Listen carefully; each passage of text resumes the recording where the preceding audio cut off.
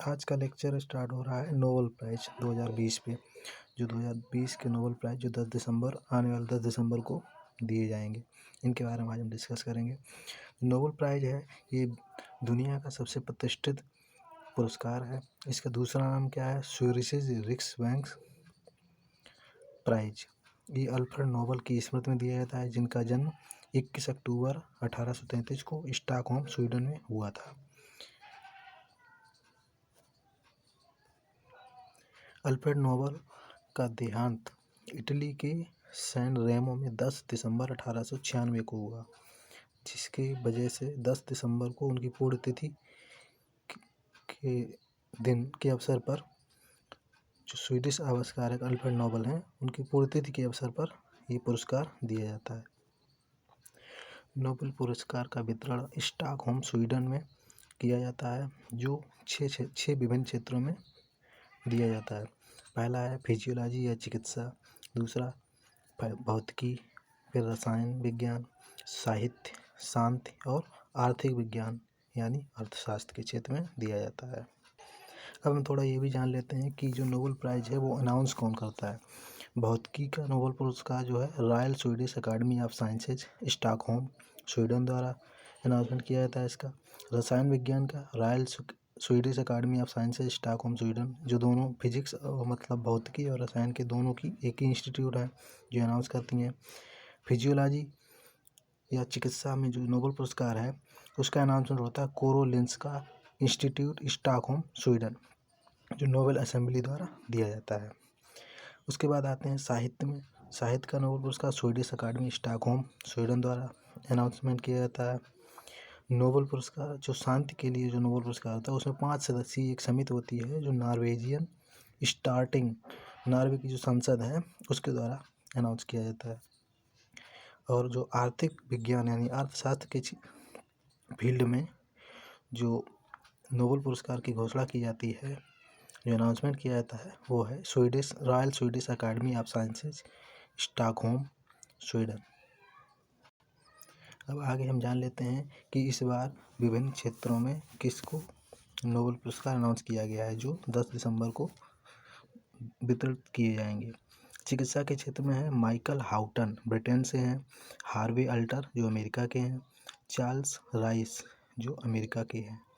इनका जो कार्य क्षेत्र है वो हेपेटाइटिस सी इलाज की इन्होंने खोज की है, जिसकी वजह से इन्हें ये चिकित्सा के क्षेत्र में नोबेल पुरस्कार दिया जा रहा है।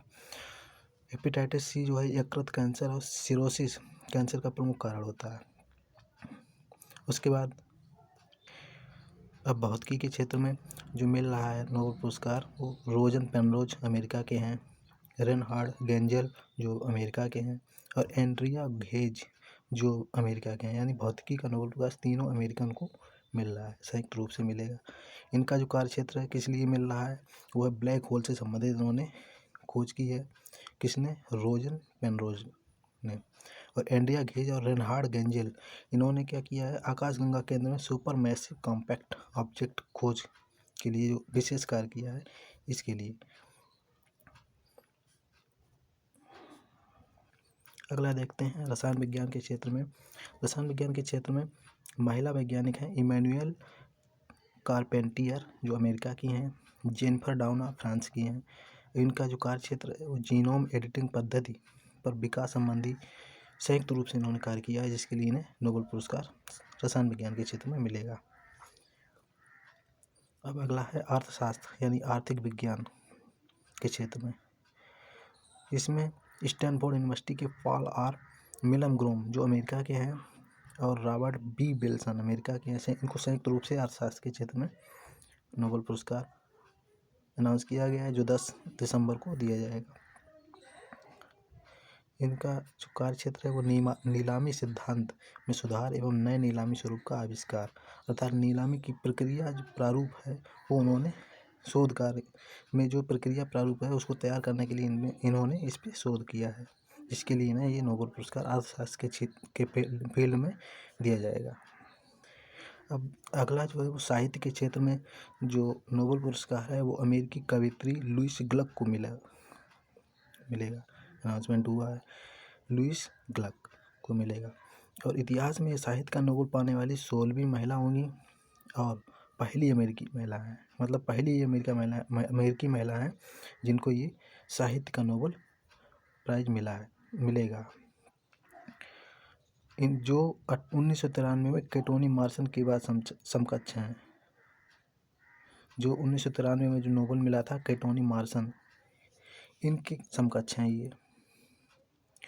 इनका जो कार्य क्षेत्र है और रचना इन्होंने किस तरीके के क्षेत्र में की हैं वो है 1992 में जो प्रकाशित प्रसिद्ध काव्य संग्रह हुआ था द वाइल्ड आइरिस, जिसमें इनकी जो काव्यात्मक आवाज़ के लिए नोबेल पुरस्कार दिया गया है।